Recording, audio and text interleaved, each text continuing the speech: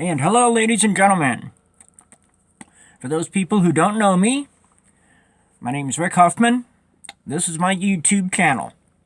This is video 134? Yeah, I think I shot 133 yesterday. My Cannabis Manifesto. I'm directly addressing Oklahoma. Lawmakers, politicians, journalists, especially KFOR, Channel 4 in Oklahoma City. My friend Edie Jones is a good friend that's an Oklahoma girl, and she has asked me to discuss the medical marijuana program you guys are talking about implementing. And I'm here to tell you that you're not doing it right. And I'll go inside here in a minute, and I've got all kinds of notes written down to tell you why you're not doing it right. Now, my friend Edie has got PTSD. Bad. Starting at 6 years old. Rape and abuse. Even by law enforcement officials. For 30 years, he was abused. And you guys are not putting PTSD on your list of qualifying conditions. And it's just not right. You are not serving the public properly. Because cannabis is not just for people suffering from chemotherapy, radiation, cancer, or chronic pain. You're leaving off PTSD, seizure disorders, and anxiety. Well, you gotta think. Do me a favor, people. If you're a journalist, if you're a politician, or any kind of lawmaker, law enforcement official, do me a favor. Turn the switch off. Be a normal human being for me. Not saying you're not human, but it is a fact that people become jaded in your fields. It's very easy to become jaded in anything. Okay? I was military. I've got my own PTSD, along with 7 chronic pain conditions. And I'm here to tell you that your State Bill 1120 and your State Question 788, you've got to look deeper than just terminally ill patients. There's so many things that I'm going to be talking to you about, and I'm going to run through them as quick as possible. But some of my videos run up to an hour to an hour and a half, and that's because I have a lot of information to cover, and I really want people to listen and learn. Because I've been a cannabis and morphine patient for the past 5 years in Arizona, and I've actually missed my doses of morphine before. Why? Cannabis. Cannabis attenuates the symptoms of all addictions. It helps people quit cigarettes. I just don't want to. It helps alcoholics quit drinking. It weans addicts off methadone and heroin. Cannabis does so much more than just provide people a little ease when they're in their final last gasps of life. Okay? So, I'm going to go inside and I'm going to drop a whole buttload of information on you. And hey, KFOR, put me on TV. Just don't take anything I say out of context. Because what I'm going to be telling you all comes right straight from a Google search. Very succinct and real websites that tell you the full story. And you guys need to hear the full story. Okay? Because cannabis is not just, it's not a replacement for opiates. It doesn't work that way. I take 240 milligrams of morphine a day. And all the cannabis I can intake. And my pain level never drops to the point where I feel euphoric. I don't get high. Off the morphine, off the pot. I don't. because my pain levels are so high. On the 10 scale, my morphine brings me down to a 7. Pot brings me down to a 6, 5, sometimes a 4. But I don't ever bottom out at a 3. Hardly ever. And at that point of 0 is when I'm going to feel the euphoria. Do you understand that? Okay, because that's what it is if you don't kill all the pain and there's pain left over, you don't get high. You don't feel any euphoria. You don't feel that loopy feeling. Like I can remember taking hydrocodones for bad teeth. And it would make 20 minutes after I took it, I'd go, woo, wow, that felt good. Well, that's what makes opiates addictive.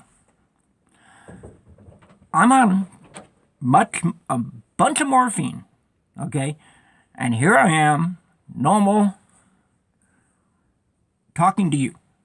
And I wouldn't be without the morphine and pot. I would be up in the 9-10 range of pain every day of my life, and I would have no quality of life whatsoever. And what I've been doing is, I started out by running pain groups, a pain group on Facebook, Rick's Pain Group. Now I have Rick's Medical Marijuana Group and Cannabis Education for Everyone. Go to those Facebook pages. You will find my videos, or if you follow this one back to YouTube, I have almost 250, 300 hours of videos that tells you what you need to know about cannabis. And I'll tell you when I put out supposition. I'll tell you when I put out my own opinion. But 99% of the time, I am giving you hard facts from dedicated websites that tell us the truth. So I want to ask politicians and journalists, take off the hats for a few minutes. Try to think like the average Joe on the street. So I'm going to go inside here and pause this and get going on my notes. See you inside. And we're back. So, seven minutes into the video already. Like I said, I'm doing this for Edie Jones and everybody in Oklahoma, especially veterans and children, victims of rape, domestic violence. If you've been in a traffic accident, just being in a traffic accident can be a stressor that triggers PTSD. And I've got everything here. I'm going to try to stick to my notes and not go off on tangents like I usually do. I pretty much wrote my tangents down here. So, let's start. You got your State Bill 1120, House Bill 3468. So your State Question 788 says that it is mostly designed to facilitate recreational marijuana, and any associated treatment will be incidental at best. I gotta say bullshit, folks. Sorry. I speak truth. I don't mince words. Take it from a vet with 7 chronic pain conditions: fibromyalgia, chronic pain syndrome, degenerative disc disease, chronic spondylosis, spinal cord stenosis, chronic regional pain simplex, osteoarthritis, oh god, that's 8, and PTSD makes 9. It's the cherry on top of my sunring. Hold on a second. Hey, Mom. Hey, folks, I'm still there. I'm just talking to my mom. Take a break. I'll be back instantaneously. Bye. Sorry, folks, that was my mother, and I had to take it. We don't talk much, even though she lives like 5 miles away.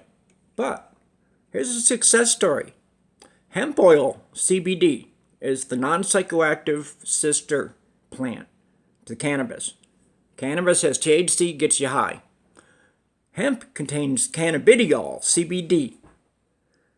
It stops children's seizures in their tracks.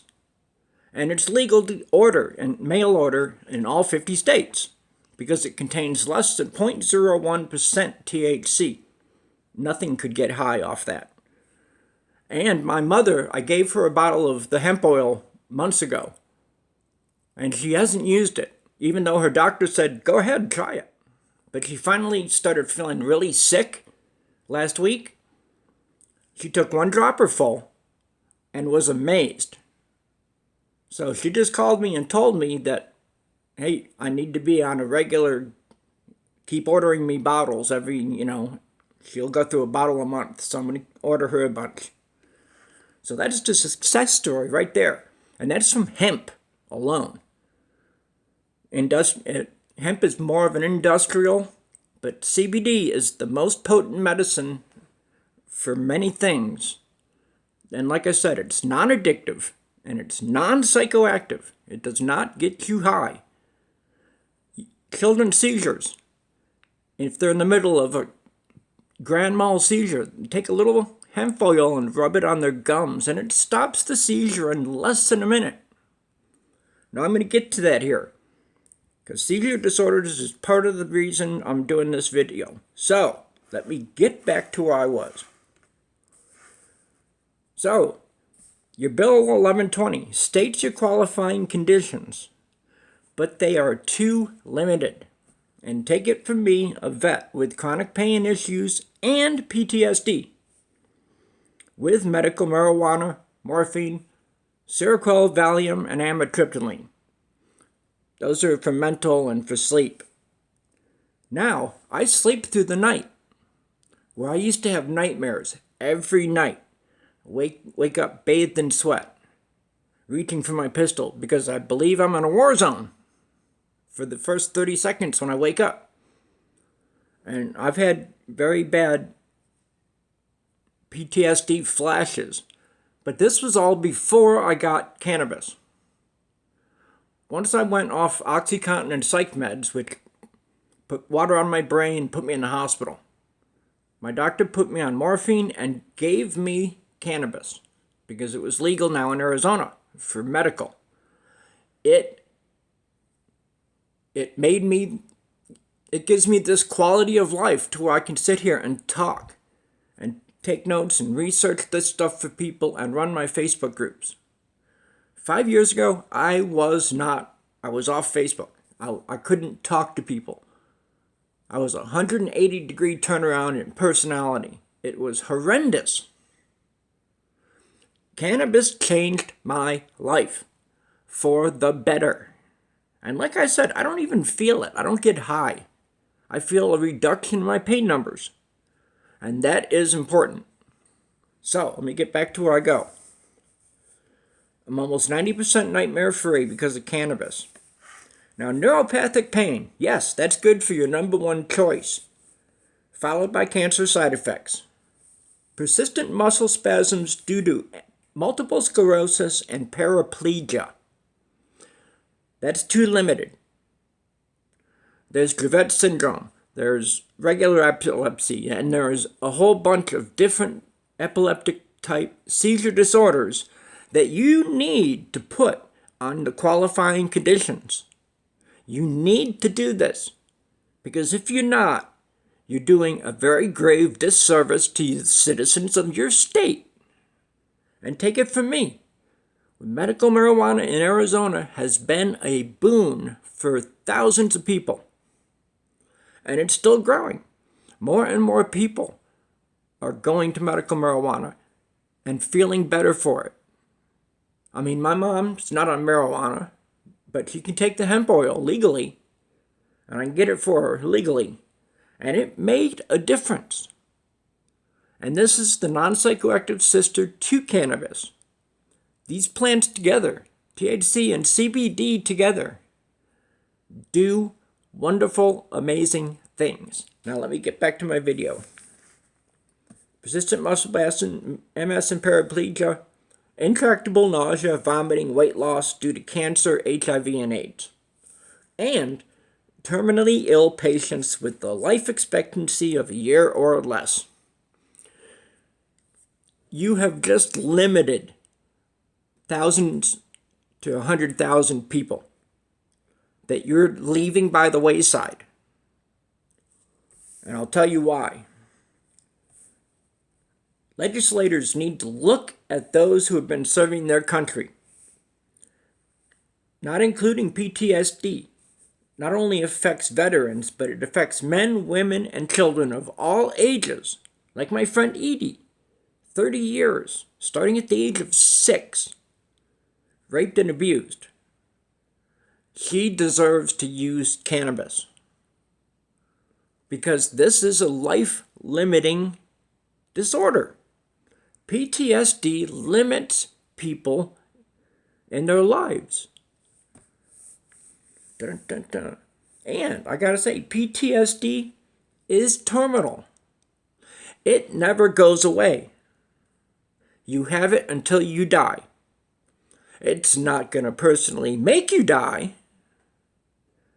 but it's gonna be there all the time.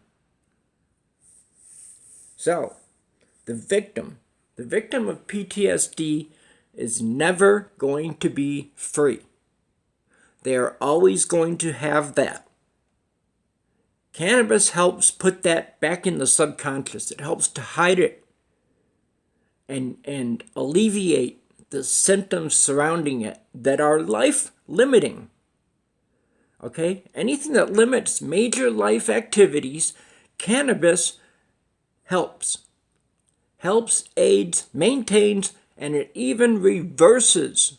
It can reverse Alzheimer's if caught soon enough. THC and CBD from cannabis cleans the plaque off your brain's neurons that cause Alzheimer's. And it works similarly for Parkinson's and other disorders like that, as well as being seizure disorders, anxiety, PTSD. You people have to realize how dangerous these conditions are. Okay, people say, oh, it's anxiety. Here, have a Valium. No. Have a joint.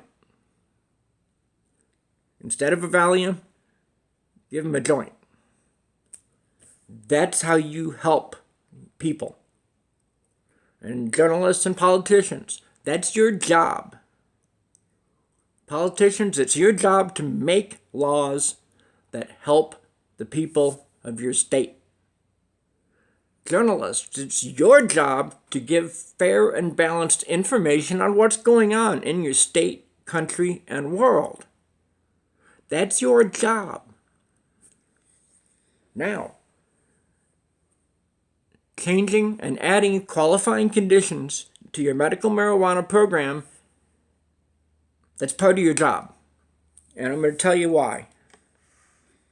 In the last 17 years since 9/11, thousands and more men and women are living and working in a very hostile environment that affects all of the material, all the military. Not just the frontline shooter, but the rest of the military that are in the Middle East. They are living day to day in this hostile environment where they'll never know when somebody is going to walk into a crowd of military and civilians and then explode. They never know. IEDs, things that explode, roadside bombs. And you can't trust the indigenous people. Maybe you can trust some, but some turn out to be double agents. Okay? Where their ultimate goal is to kill the infidel. I'm sorry, but that's how it's working over there. So anyone, I mean, we made a big deal with the first female combat casualty back in, 2002. And then we had Piastawa, the first Native American woman to be injured in battle. Okay, even our women, they're not frontline shooters. There's a lot of them are sitting in a tent, but you never know when you get mortar bombs or a car bomb comes running through the gate and blows up. You never know. And in not knowing whether or not somebody's going to walk up to you and blow up,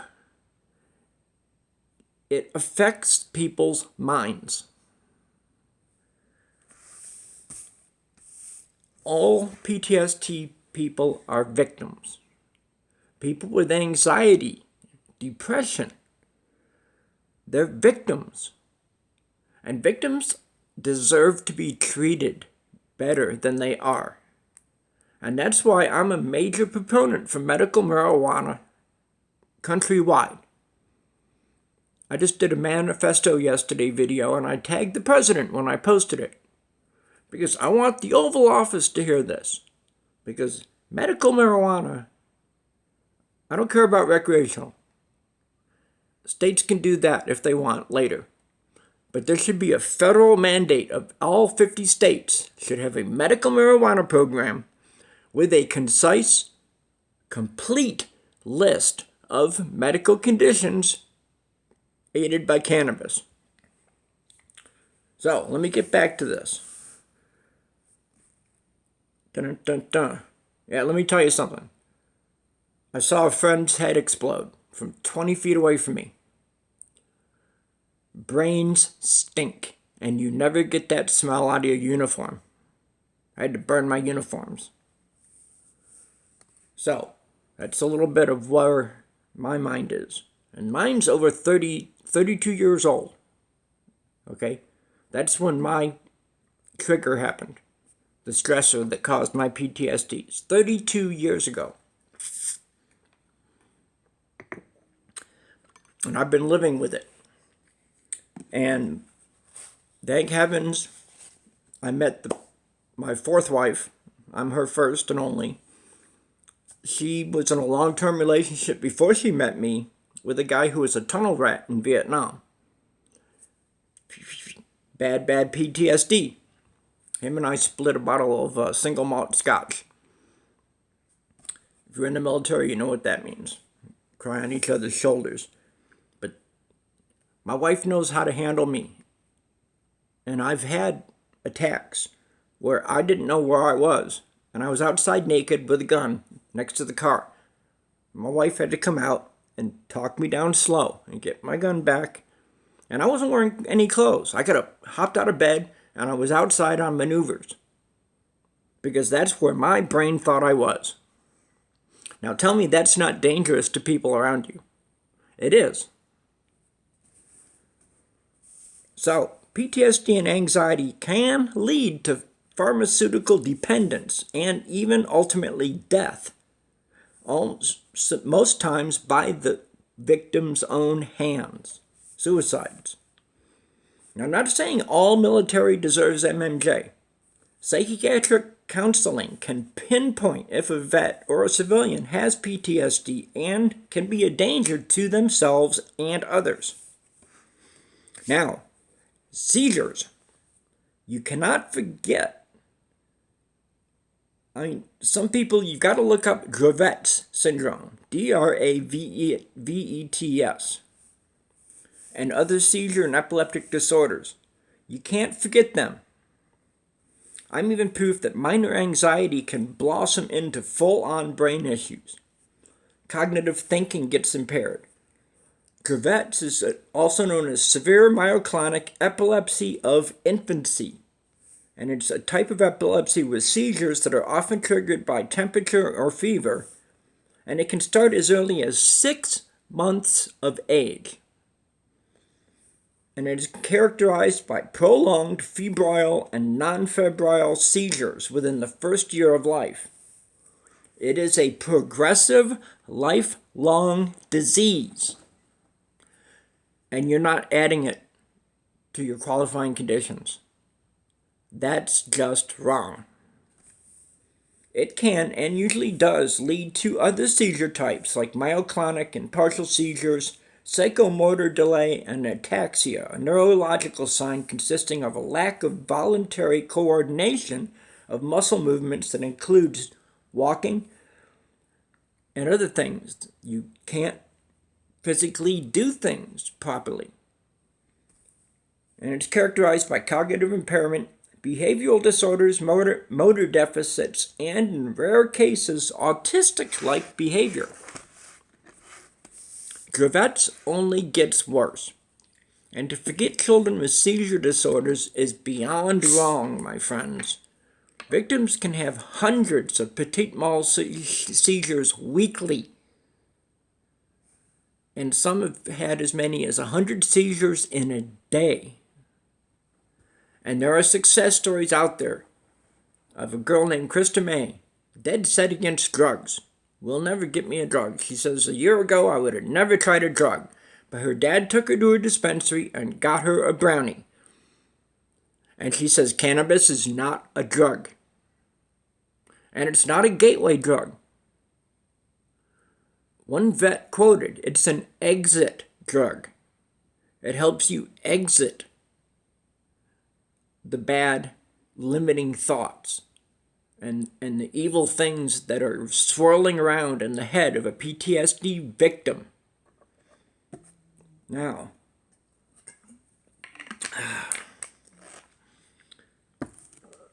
so, victims can have hundreds of petit mal seizures weekly, and because of the myoclonus, the muscle rigidity, the child comes out of the seizures disoriented and in extreme pain. Think about that. What would you do if your child went off and had seizures where they're locked up 5-10 times a day even, and they come out of it crying, and you can't do anything about it? Why? Because the law does not recognize crevettes as a medical cannabis issue.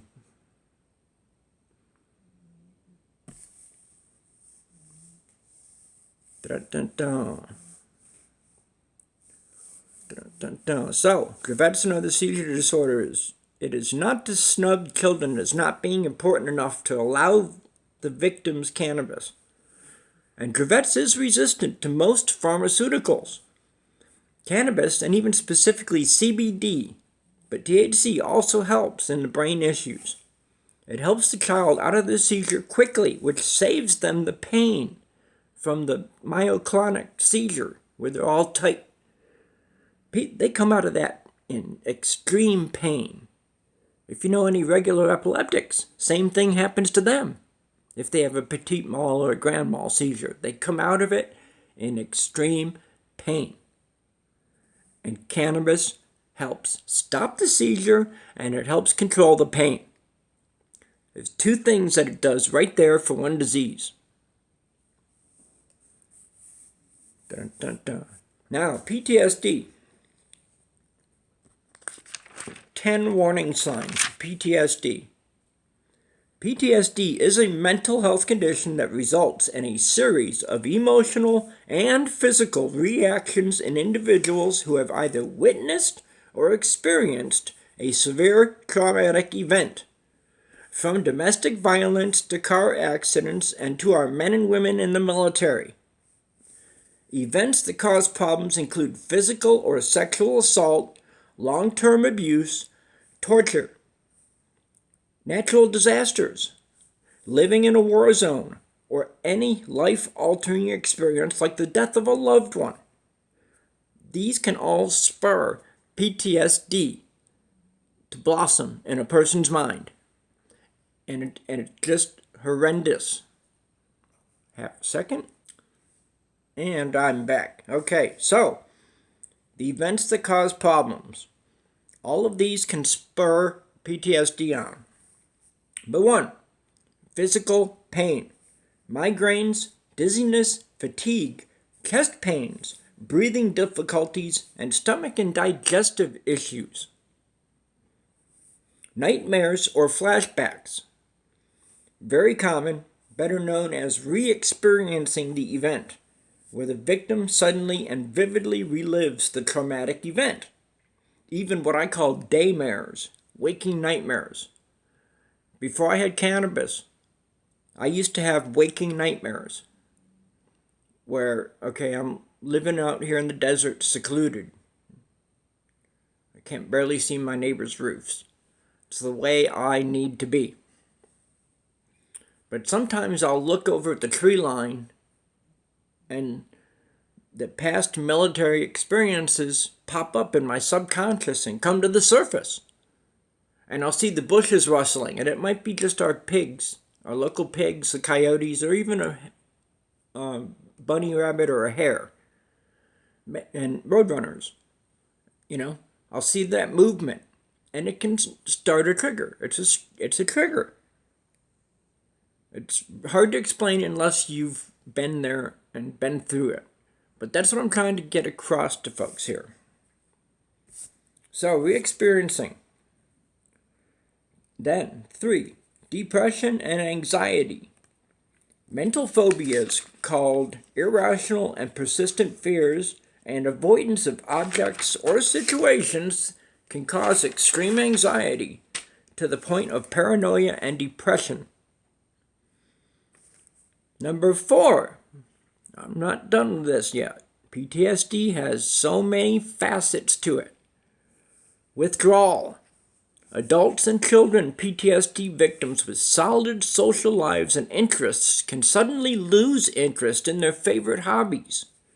Seeking out risky behavior can also be a form of escapism, even through drug and alcohol abuse and thrill seeking. People change. PTSD changes people. Okay? Say you might have been able to relax building model ships and stuff, detail, painting, and then one day you just throw them all against the wall and because you just can't stand what's going through your head. Sorry, it's getting a little dramatic. So, escapism through abuse, drug and alcohol, and thrill seeking. Those are dangerous things.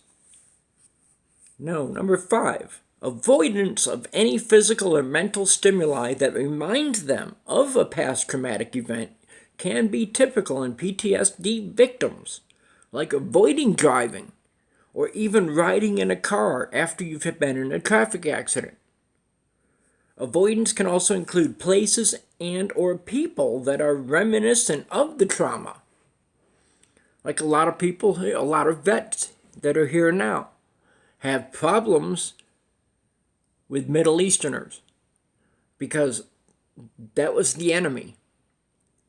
And PTSD creates a trigger to where this person might be an innocent, upstanding American citizen, but just the look of him triggers where he was and what he went through. That's it. It's so simple. Triggers are so simple as to be not even thought of. But think about these. Repression, or the intentional blockage of memories associated with past events or experiences. A victim might even destroy pictures or memorabilia of a time in their life or attempt to distract themselves by fully immersing themselves into work and working themselves to death. Number 7, emotional numbing. It's very common for a PTSD victim to try to numb their feelings. I drank for many years. Many years I drank. I don't drink anymore. I was 10th generation alcoholic on both sides of my family. With cannabis, I do not feel the need to drink. When I was on OxyContin and psych meds, everything was screwed up, and I was drinking on top of it. Like I said, I had a 180-degree personality change. I would not have been as forthcoming and friendly as I am now. PTSD. Emotional numbing. So, it's very common for them to try to numb their feelings because it's hard to suffer pain when you don't feel any emotion at all. This can lead to the gradual withdrawal and eventually complete isolation from social circles. You just avoid everybody. I'm okay being around people, limited. That's why I like living where I live. Cut off, secluded. It's very good because my very next thing, number 8, hyperarousal or hypervigilance. PTSD jitters so severe that the victim finds it impossible to relax due to the fear of threats. They're edgy, jumpy, and easily frightened. Number 9, irritability. A state of constant fear and paranoia that can cause extreme PTSD associated irritability, indecisiveness, and a total lack of concentration, sleeplessness, and difficulty maintaining personal relationships. Number 10, guilt and shame. Victims that cannot get past their negative experience may find it difficult to move forward and maintain a healthy lifestyle. They blame themselves. I still blame myself sometimes because I was a medic.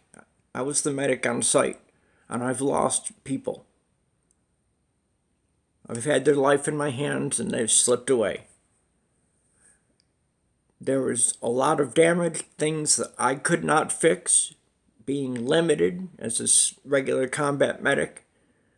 But I still think in my mind that there may have been something else I could have done. And that's with me forever. That'll never go away. So, constantly reliving the event, wondering how they could have prevented it. Often immense shame and guilt will set in if they blame themselves for the tragedy. I don't blame myself for it. But today's school shootings are leaving children scarred for life. They deserve to use low-grade cannabis and hemp oil.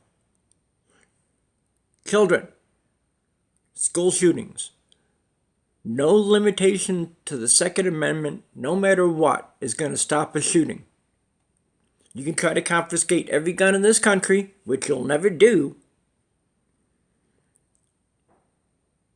But I carry. And if I see something going on that requires help with a firearm, I'm there. I'm there to help. Yes, I may jump into combat mode. Okay? But if something's happening, say, at a school I'm passing by, I think protect the children. And my hypervigilance clicks in. So these school shootings are leaving children scarred. Okay? And they give grief counselors. No. Okay? They need proper medication. And that medication is cannabis. I guarantee you. So mild symptoms of PTSD includes mild anxiety, nightmares, avoidance, and a general feeling of malaise, not feeling good. The mediocre symptoms include social withdrawal, depression, mild flashbacks of the stressor, and addiction problems. Severe symptoms include psychosis, reliving the event, and extreme physical symptoms, which can include temporary blindness, deafness, nervous tics. I have one. I'm always doing this. Always. It's not just because I play guitar. My wife finds me doing this, and she goes, "What? You're scraping your finger raw." I'm like, I can't help it. It just happens. I have a lot of tics that are also brought on by my physical disabilities. So, the severe condition, nervous tics, and paralysis. Those are the severe. Just imagine thinking you're blind. All of a sudden you just can't see. And you're like, my eyes are open, but where is everybody? Okay? Or you go deaf and you can't hear things going on around you, and everything that you see out of the corner of your eye is a trigger. Now, diagnosis of PTSD takes some time.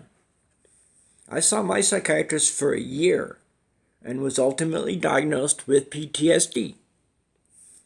I can't tell you what I saw, but trust me, I've moved to this remote area so I can be. And I had a new neighbor just move into the south of me, about 100 yards away. A couple nights in a row, they went outside and they were just shooting their rifles off, which out here in the boonies, nobody calls the cops. Because I go out and I shoot snakes. If there's a rattlesnake around, I shoot. Okay? Because I don't want my wife going to work and then get bit trying to get in the car. Because one day she left work. She left home for work. And I was down there on the ground, bare feet, in shorts, seeing her off to work. Gave her a kiss. She backed up. I turned and I looked, and there was a rattlesnake. It was underneath her car for the night. And I'm standing like 2 feet away from it. And this thing was like 6 feet long. Okay? But I told my neighbor, I went to my neighbor the next day after the second night. I said, dudes, you have got to stop shooting off your guns. Why? I said, I'm a combat vet, and gunshots are a trigger for me. It sends me into hypervigilance, and it has me out there on the deck with my gun looking for danger. That's what happens, people. So, I had an extremely bad night those nights. So I confronted them, and they promised they would call me. If they had to go shoot a snake or something, they promised to call me. And I was like, thank you. That's very good. Very good neighbors. Okay? That's good people. Now, like I was saying, cannabis treats all of the above and more. There's no two ways around it, folks. If you omit PTSD, you are not just snubbing soldiers, but children, rape victims, and more. Epileptics, addicts. Like I said outside, cannabis attenuates the symptoms of addiction. That's why I've actually forgotten to take my morphine. Okay? And have you ever seen a fat junkie? I'm not hooked on morphine. Because I never even get high off it. I don't feel the euphoria. Because like I said, my pain doesn't hit zero. That's where the euphoria kicks in. Everything else is just trying to get my pain numbers down. So, all addictions, because cannabis is the best adjunct to opiates therapy, because it keeps the monkey off your back. I had a gorilla on my back with OxyContin and psych meds. And my psychiatrist was just throwing handfuls of crap at me. And she said, take these religiously every day. And I was taking a handful of venlafaxine and Klonopin. And on top of the OxyContin from my primary care physician. And it just had me psyched out. And I was drinking on top of it. And it was just a very bad 18 months. So, there's no addictiveness to cannabis. It is an anti-addict, anti-addiction, and an exit drug for mental disorders, for people to get out of the closet that they're in, stuck in their mind. Okay, it's almost like you're being stuck in a closet, reliving a situation over and over and over again, and you just can't stop it because it's your brain. Your brain makes you breathe. It keeps your heart rate going. It keeps your digestive system moving. It keeps your blood flowing. But that's it. Your brain will do what it wants. And especially when you've been through a place like the Middle East. Okay? Very hazardous war zone. Now, since I'm only at 45 minutes here, I'm going to give you a partial list of diseases, disorders, and syndromes cured, aided, maintained, or even reversed by medical cannabis. I'm not even going to go through all. I'm going to go through some of the A's. I got it alphabetically. I'm going to give you a few of the alphabets, because I got like 20 A's right here. Like acquired hypothyroidism, acute gastritis, agoraphobia, AIDS and related illnesses, alcohol abuse, alopecia, hair loss, Alzheimer's, amphetamine dependency, Lou Gehrig's disease, ALS. You forgot that one, didn't you? You say MS, don't forget ALS. Angina pectoris. Some people say, oh, my heart was beating so fast. That's because you got high and you can't handle the high. Cannabis does not affect any part of the brain that has anything to do with heart rate or respiration. That's why nobody has ever died through using cannabis. No one has ever died from consuming cannabis. Hemp used to be in our food chain. The wild animals ate it. The farmers fed it to their cattle, and it was in the milk, and it was in the meat, and it was in the food chain. And people were able to live very rugged lives back in the old days, 150, 200 years ago. And we didn't see as many cancers. We had a surge of cancer happen 10 years after the prohibition of marijuana. In 1947, we saw a bloom of cancers because hemp was pulled from the food chain.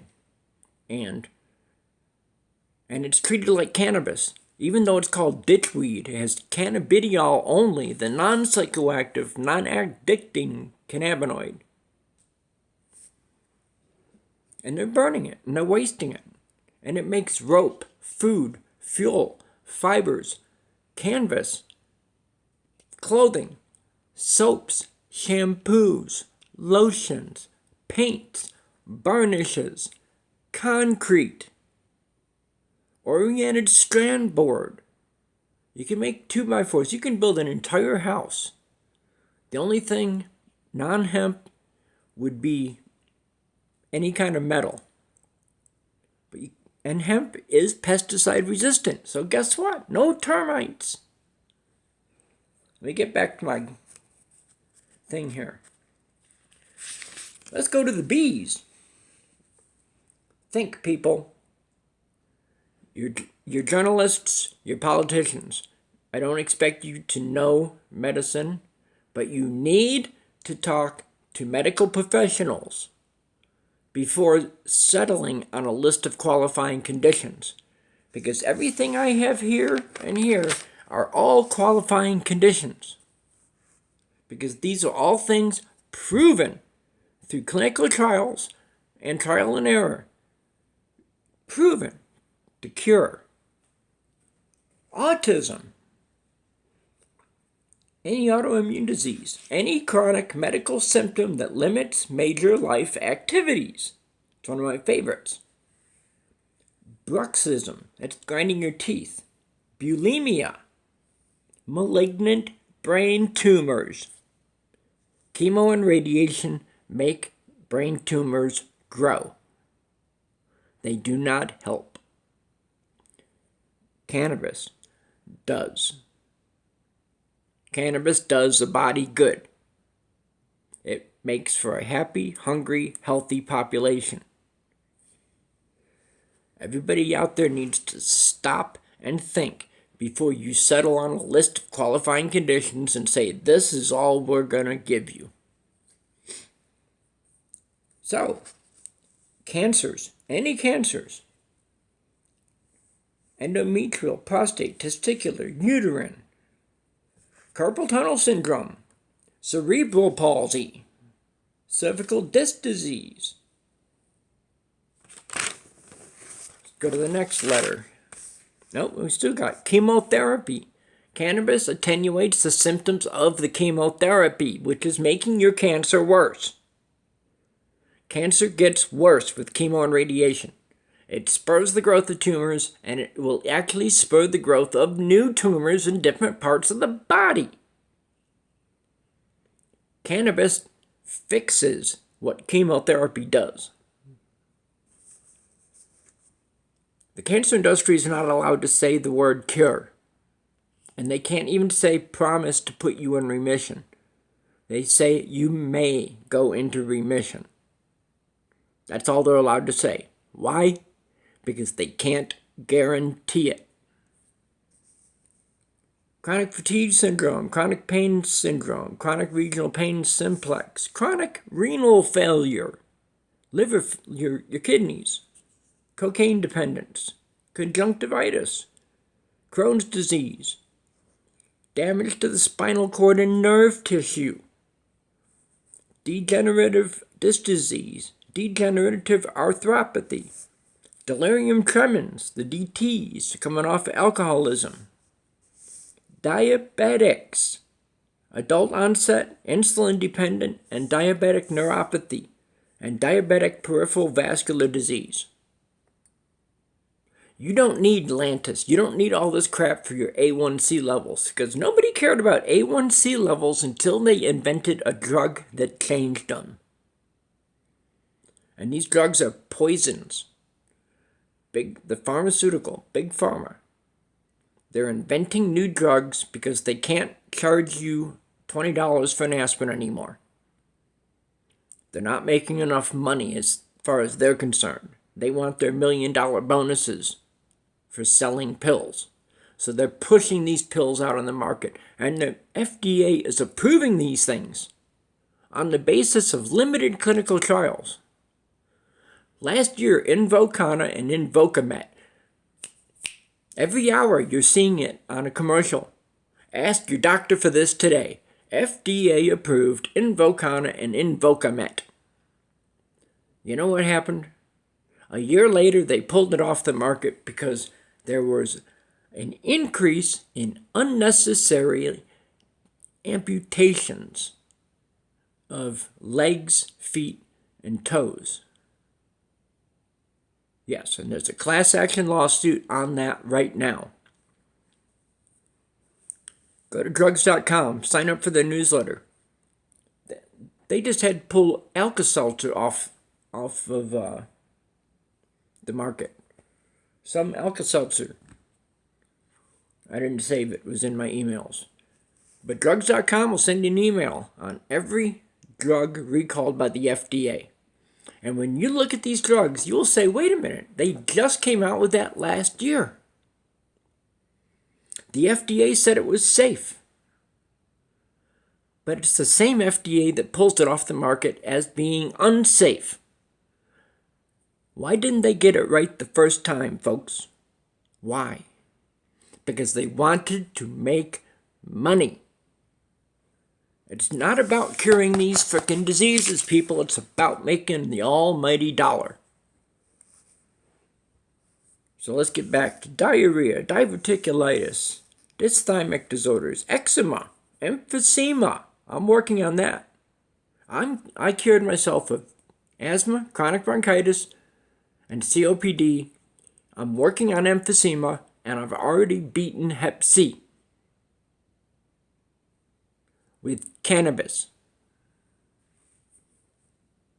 Endometriosis, epilepsy, Felty syndrome, fibromyalgia, gastritis, genital herpes, glaucoma, Graves' disease, cluster headaches, migraine headaches, tension headaches, hemophilia A, hepatitis C, like I said, HIV and AIDS, hospice patients, Huntington's disease, hypertension, hyperventilation, hypoglycemia, inflammatory autoimmune mediated arthritis,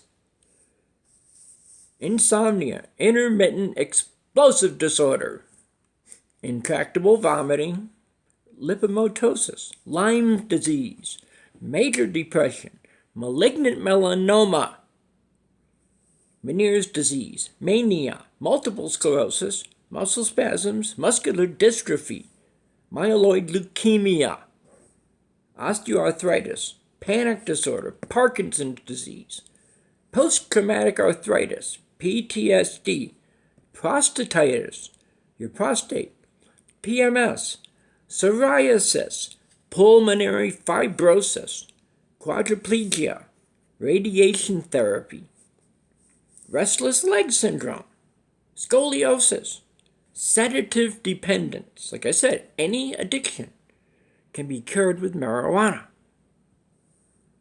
Seizure disorders, senile dementia, severe nausea, shingles, sinusitis, skeletal muscular spasticity, sleep apnea, sleep disorders, dyskinesia, TMJ disorders, terminal illnesses, thyroiditis, tics, tobacco dependence, Tourette's syndrome, viral hepatitis, wasting syndrome, whiplash, even writer's cramp. That's an almost complete list of what I have there. And I keep repeating that list over and over and over again in my videos. Starting 3 years ago is when I really started doing my videos. And like I said, this is 134. Excuse me. Gotta find it. Hold.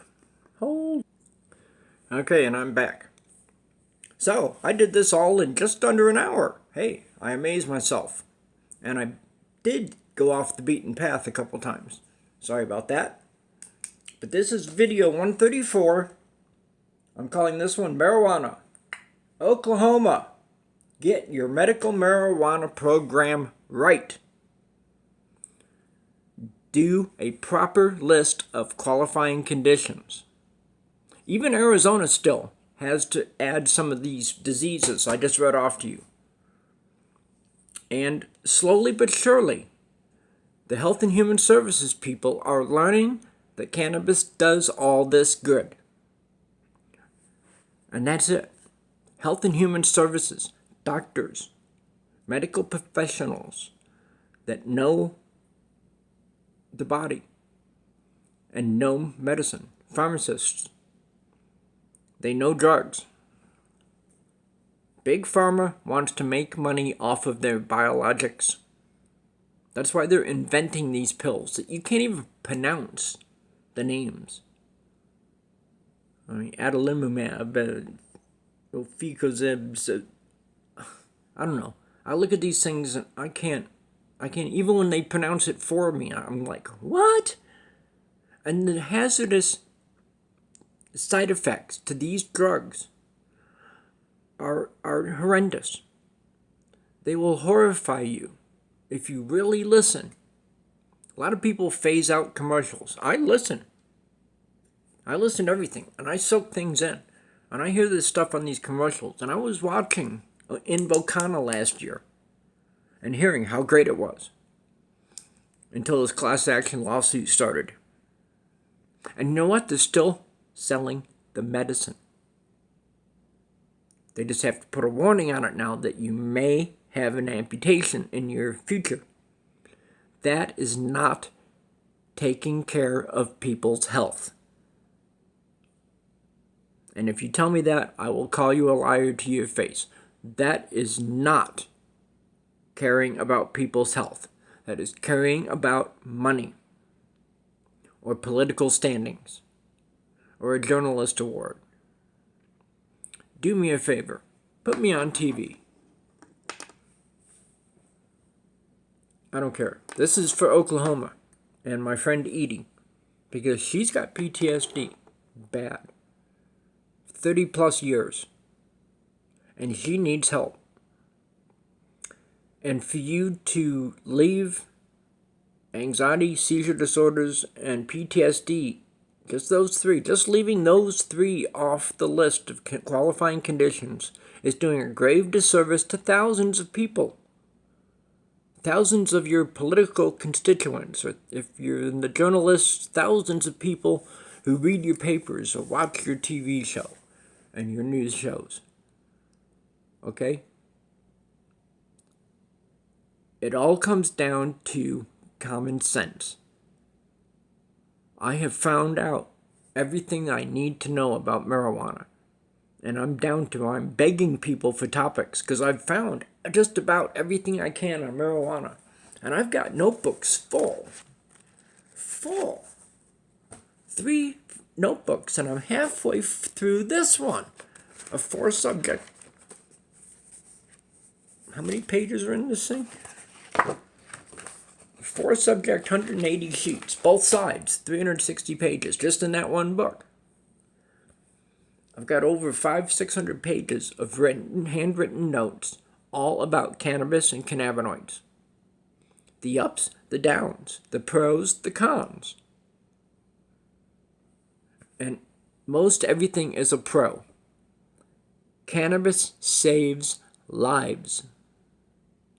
Where the cancer industry kills 70% of their people, of their patients, and the other 30% have now started a time clock where the chemo, radiation, and cancer can resurface within 5 to 15 years, so fast that it kills the patient before they know they've got it. Cannabis is responsible for saving 70% and more cancer patients. 70% dead or 70% living a healthy life? You tell me. Tommy Chong at Cheech and Chong fame. He used cannabis oil to cure himself of pancreatic cancer. Cured with cannabis oil. Then he got prostate cancer. He used hemp, CBD hemp, in suppositories. Okay, this is a guy who's a lifelong pot smoker. Okay, I love the movies. But he still ended up with cancer. But using concentrated, heavy-duty cannabis oil, he cured pancreatic cancer.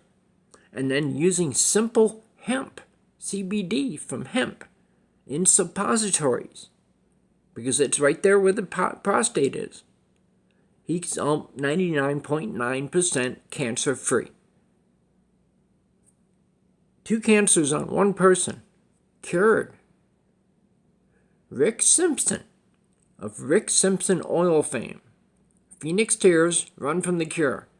Read his story. Twice, the Canadian Cancer Institute had to take his tumor off his own. Twice. And it grew back. Third time it grew back, he made his own cannabis oil, which is now called Rick Simpson oil. And most dispensaries are now carrying their own Rick Simpson oil, which you take just a drop, half a grain of rice, and it doesn't get you high. It does not. It attaches to your immune system on the CB2 receptors, the cannabinoid 2 receptors, is all over our immune systems, and that is for a reason. The endocannabinoid system, okay, takes care of every single part of our bodies. Even our hair and nails is affected by cannabis positively. There are almost no negative effects.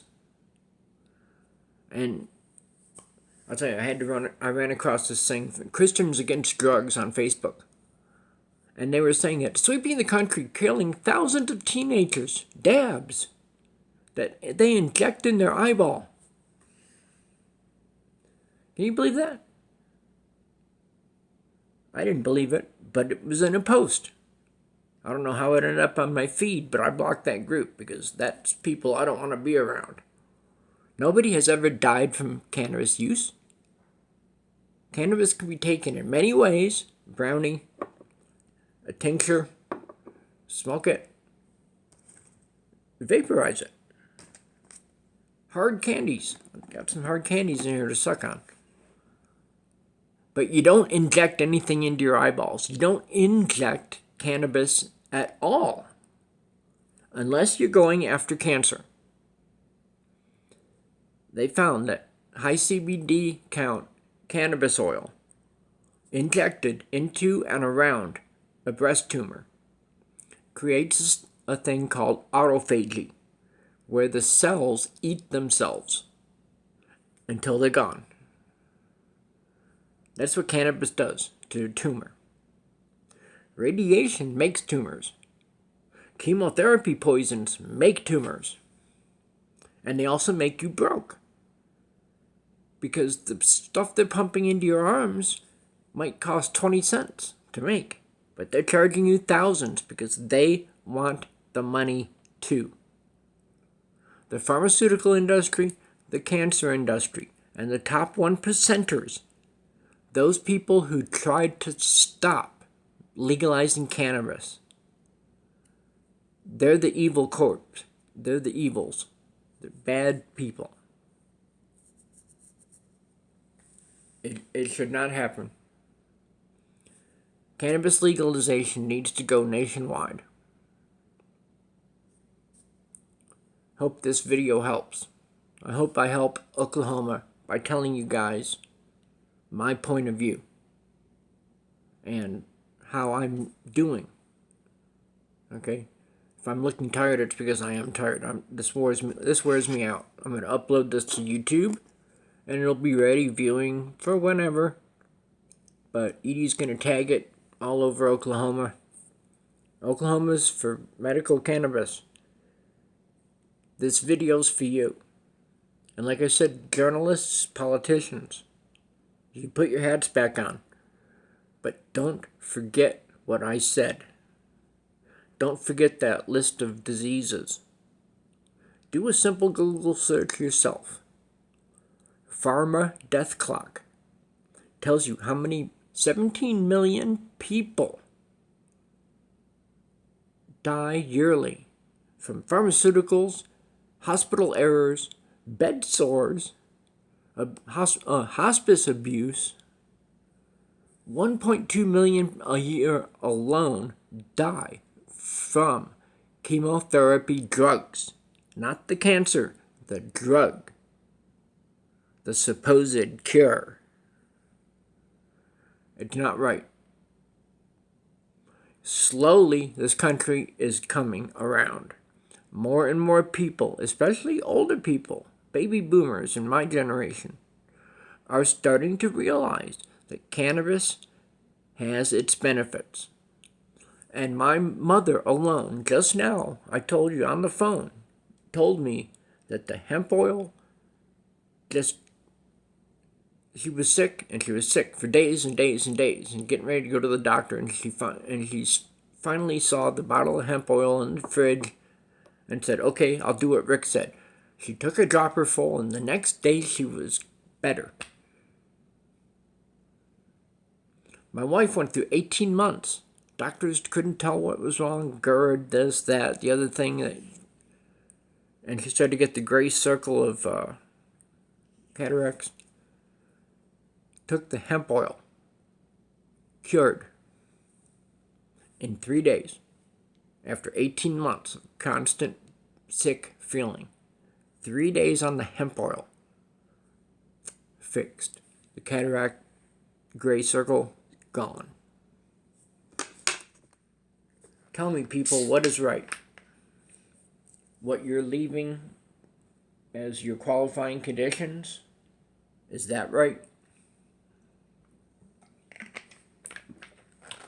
Yeah, they're right. But let me tell you what's wrong. Not including PTSD, seizure disorders, anxiety, and all these other diseases. You're kicking people to the wayside. If you really think about it, politicians, Arizona, Colorado has seen a boom in money for schools, roads, and just all kinds of things. Okay? From the cannabis industry. Because of the taxation. The more patients you have using medical cannabis, the more tax money you will rake in. Now, for you politicians, you put your hats back on. Isn't that a plus for Oklahoma and other states as this goes around? This can be for all states. And every state should listen to this. But I did this for Edie. Hi, sis. Love you. Let me tell you, folks. Cannabis cures. And PTSD, victims of traumatic disorders, deserve to utilize medical cannabis. This is not about getting high. Like I told you, my pain levels is so high, I don't get high. But I do enjoy smoking. I like the taste. My tea right here is cannabis. $10 gives me 3-gallon bags. 3 1-gallon tea bags for $10. So I spend $30 a month on just for pot tea. I make my own cannabis tinctures with Everclear and my ground up buds. And it works. It's very fast acting and it helps. It helps me with my chronic acute pain. Pains that just jump up at me from nowhere. Boom, I take my tincture. Within a minute, I'm smoothed out. And like I said, I don't get high. And I'm not telling everybody this so people can get high. That's not what it's all about. It's medical. Medical is the key word. Rick's Medical Marijuana Group on Facebook. And there's Cannabis Education for Everyone on Facebook. Those two groups are mine. Rick's Pain Group. That's 3 out of the 9 groups I run. I have 7 groups of my own and 2 that I'm an administrator for. So I got stuff all over Facebook. This video will go on all my pages, and my friend Edie will send it to wherever she wants to. Hopefully to the state legislature. And hopefully you politicos and stuff in the state legislature, listen to me. Listen. Listen to your people. Think with some common sense. Not saying you don't have common sense. But think a little bit less like a politician and more as the Joe Schmo on the street and what that person may need. Okay? PTSD affects more than warriors. It affects everybody. And it can start affecting people as young as 3, 4, 5 years old. You can start having traumatic events that stay with the person for life. And those are life-limiting issues, which cannabis is good for. So, as I always say when I'm signing off, positive healing vibes from the universe, peace, love, truth, and happiness, free marijuana from the prison of ignorance. Okay, Oklahoma, let's get your bill right. Let's get it done. Thank you.